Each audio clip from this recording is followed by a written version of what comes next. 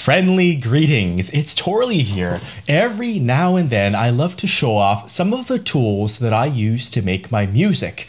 Not just for, say, technical expertise sake, but to convey, whether you're knowledgeable about electronic music production or not, some of the joys that I have, and to demystify some of the things that go on behind the scenes. So today we're looking at this Redline Reverb. Reverb is so important because in the real world, the physical world, different kinds of spaces have signatures, we could say, due to the materials of how they're constructed, their overall dimensions, like how a giant cave or a canyon, different properties like that. Sometimes you may notice singing in the shower. If you do that, I certainly do, because of the tiles, you're going to get more abrupt reflections. So let's look at this closely. First of all, it's important to note the sound without a reverb. So here it's dry. I have a piano sound from the East to West Play Library. So that sounds, you might even say it sounds unrealistic. But let's turn on some reverb here. Let's turn this on. Whoa. It was gauging the tail, and we have it set to this auditorium preset now. And if that's too much, we can dial the mix down. It's pretty cool. There's tooltips for just about everything here. So dry gain or subtle, like this.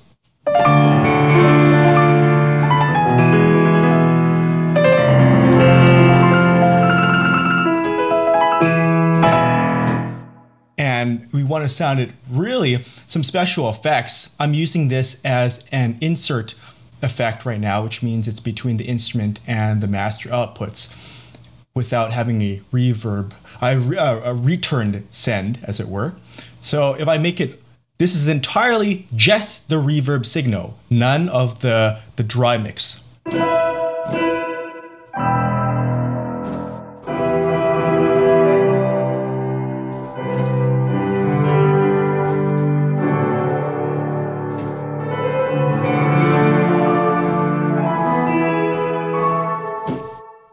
And you might say it sounds very distant as a result. There are a lot of presets on tap here. You may notice the names, Redline, and these numbers. What do they mean? Well, one of the comparisons the Redline Reverb has drawn a lot that I've seen on forums as I did my research is that these are inspired by Lexicon hardware boxes. And Lexicon is like a gold standard when it comes to reverbs. When I was younger, much younger, I wanted to actually buy Lexicon Reverb, but even at the time, it was fairly expensive. And I know they've recently introduced, I think, their native PCM set, but that's still quite expensive compared to this, which is available for $150. I got it less thanks to a sale at KVR Audio. Helps to be resourceful. But even for this price, there's a lot of reverb plugins out there. It's one of those topics where a lot of people go, another reverb plugin? What could this offer new? And so one of the highlights of this particular reverb, I really want to call this out because I hope more software manufacturers will take notice, more people who make these creative tools. Some stuff has a 7-day demo, or it has a longer demo, but it emits a noise like a crackling or a beep, so you can't use it on your finished tracks or you'll have a hard time doing that. The special thing, I think this is really, really clever and beautiful about Redline Reverb and the other 112 dB plugins is that it has a 60-day trial with no limitations. Now at first you're like, maybe that's conventional business suicide, but it's really, really clever. And here's why. Because I started using it on my tracks without these limitations, and into the trial, I was like, I've really come to depend on this. I really love it. And it helps you wade in and really know firsthand how you're going to use these sounds on your tracks without having to approximate or feeling that you made a crappy purchase, because 2 months is plenty of time. And if you don't use it, you don't use it. But I found myself in many cases using this instead of the default Ableton preset. In fact, in the last few tracks I used, and I'm going to play a little bit more sounds here. Let me call up something else. The last few tracks I used, how we're entirely using this reverb because the Ableton built-in one has some cool special effects, but I wanted some things to treat acoustic instruments. Let's see here. So I'm gonna co-op a classical guitar now, and we're gonna cycle through some of these so I can show you more of what it's capable of. Now, one thing I do wish for this is that they were sorted into not just inspired by which lexicon model, but the size, the relative dimension or type, like plate reverbs versus a hall. There's often different algorithms for those, and this is a single algorithm, I believe. And it's nice to be able to stack your favorites here. It's very easy. If you want to change the look, you can right-click it and change the skin. So let's go vintage. This is what I normally have it as. It has this crusty, sort of worn metal look. And now let's dial this down and let's play.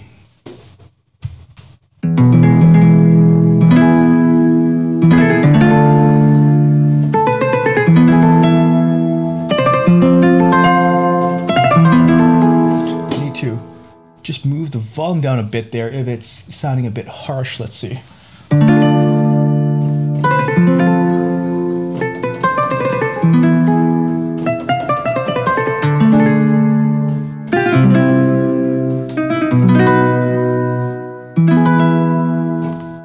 And so that's with the reverb. Now without the reverb, again, a comparison.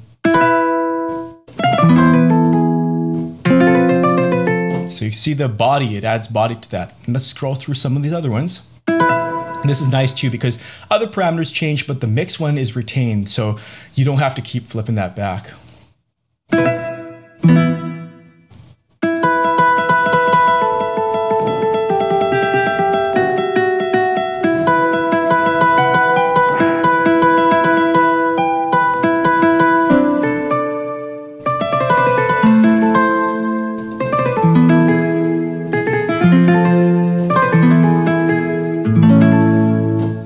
And it's also effective on percussion. Let me get out one of these electronic drum kits here, even something classic like a do-do-do. If I something that sounds like an old Roland beatbox, let's see.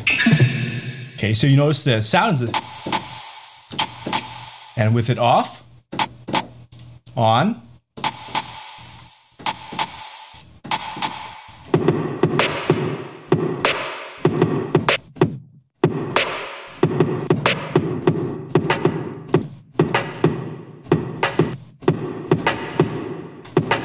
good.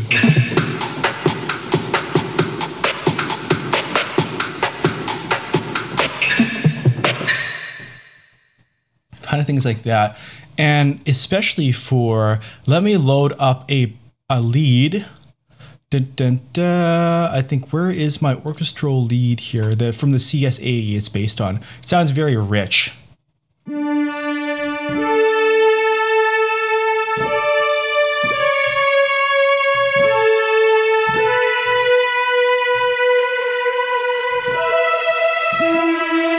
Gain more of a sense of space.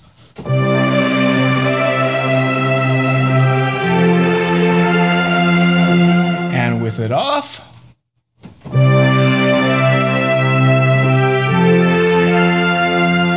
sometimes even a tiny bit is a lot to make a big difference. And the cool thing is with using one reverb, not necessarily one instance, but this particular Redline Reverb on different tracks, and having, since they're all based on the same algorithm, it's easier to glue them together by having different presets in here.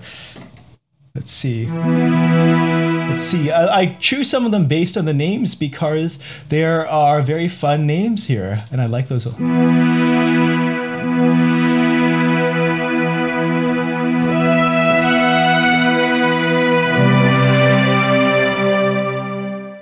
You hear the tail.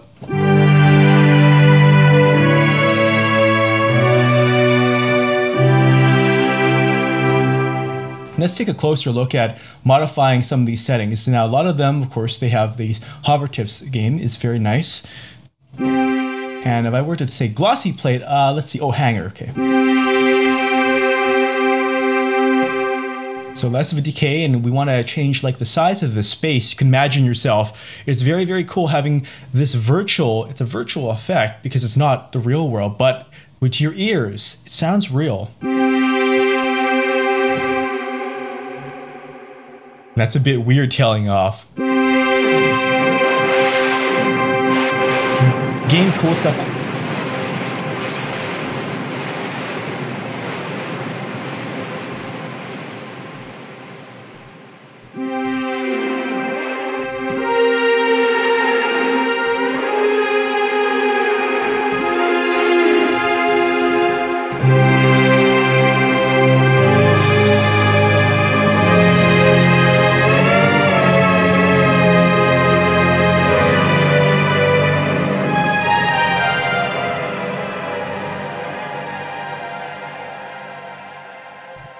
So with settings like that, you can even get that delay, that sort of echo.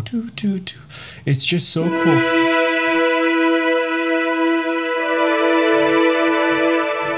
Let's see here. What are we going for? Let's go through. Let me change the sound up to something else. I think, something like a shakuhachi might really benefit from this. Let me dig that up right here. Where is it? I haven't played with my shakuhachi for a while. Okay, that's good. It's just loading. Rooms. What could that possibly be about? Okay, that's a good choice. See, so dry. Again, let's compare this.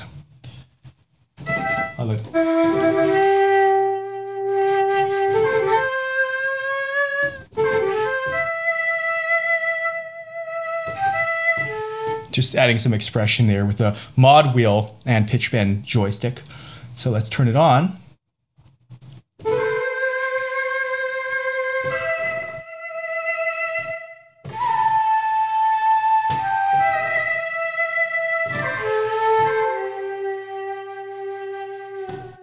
Like that. And let's see here.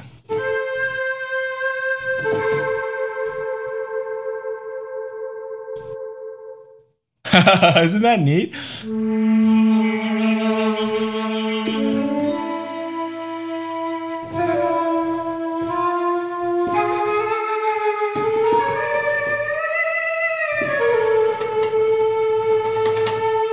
I'm going to be hopefully getting a wind controller soon, so things like that would be even more, I wouldn't say necessarily realistic, but expressive. There's a big difference because I like to emulate alien instruments that couldn't really exist, but they feel like they could. That's the good job of a futurist. You can shelve it too. It's going to be kind of subtle here. You can't really hear it because this isn't a very bassy thing. But in case sometimes reverbs, they sound too boomy because it's affecting the bottom end too if you have a lot of bass sounds, and you can shelve that. And that's pretty neat that way. And I was showing you earlier, you can have your favorites there. Just very easy, quick access. You don't have to scroll through everything. And of course, in Ableton Live, I can save that. I think in most digital audio workstations, you can save a particular configuration in addition to what's in the presets.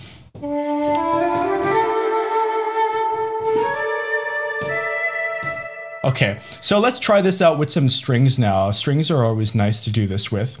They make such good use of this. Let's load up a string quartet sort of sound. And then we're going to have some fun going through the rest of these favorites. And I think that's a wrap for now. But I also have Redline preamp, which is very subtle but good for adding warmth. So I'm very, very happy. And if you guys from 112 dB DJ friends, you're watching this, I am just so thrilled with what you've done. I want to let you know in a video here, because I know you got lots and lots of text accolades on your website, and that's fantastic that you show those off. But in addition, I want to show how I use it. Okay, so let's do a dry first. Let's do here. Okay, let me see here.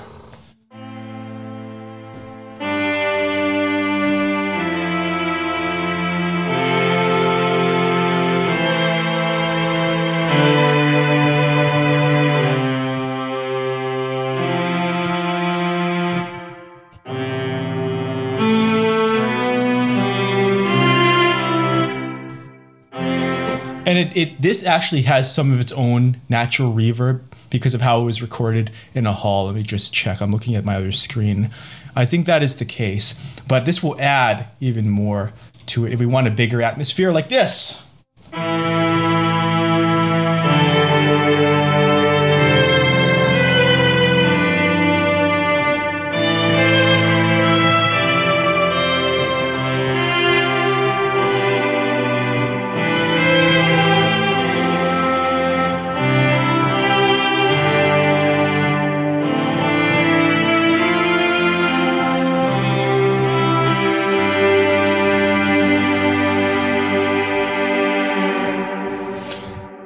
let's go to the next favorite.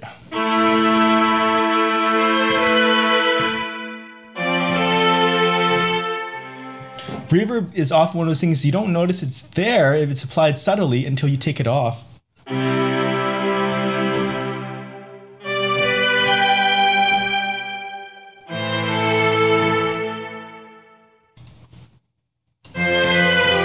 Oh, that's nice.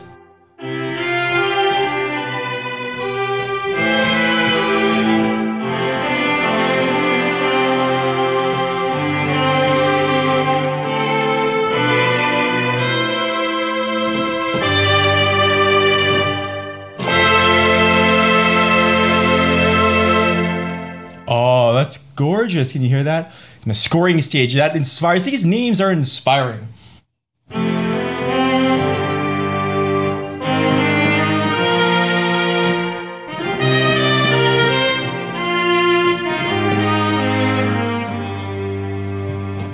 Let's see how this performs too. I'm going to go to an even larger string section. Sustained one, 70-piece string session, it says it's called. And we're going to turn this off to compare, because I think with something like scoring stage, its name evokes this type of articulations. So once I can load this, come on, please don't freeze on me. There we go. Just took a little while. That's a big one there. That's a whopper. Okay, dry.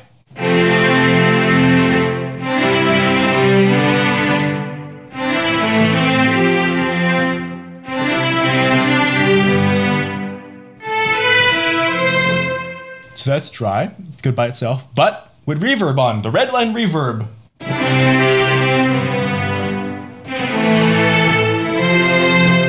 Something faster. Oh, disk buffering, crackling. Oh, it's taking up a lot of CPU. Oh, this is a hit.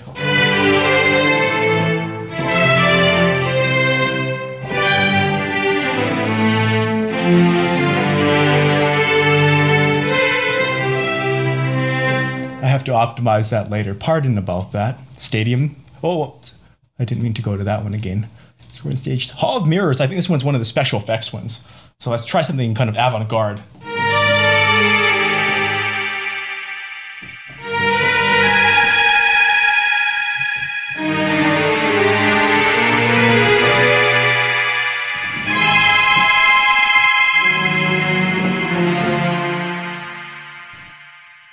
You see that how that one has a kind of shimmery, weird sound to it.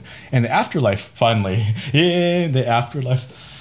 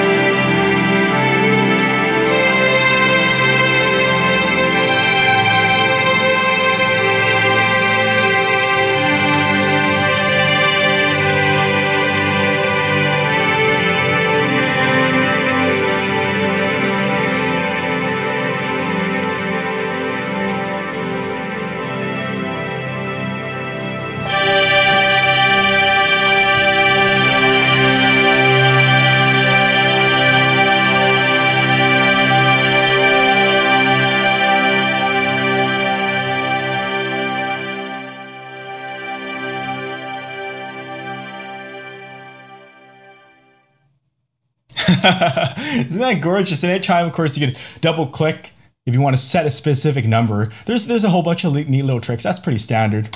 Just press enter there. And it's easy because it snaps to, I think it snaps to, or was, not right now, but I think, oh, let me show you. You can right click and you can set MIDI controllers, knob mode. There's other sorts of things, but in a nutshell, that's what I've been going through with Redline Reverb. Hope to gain more experience using it in actual productions. Hope you enjoyed this demo.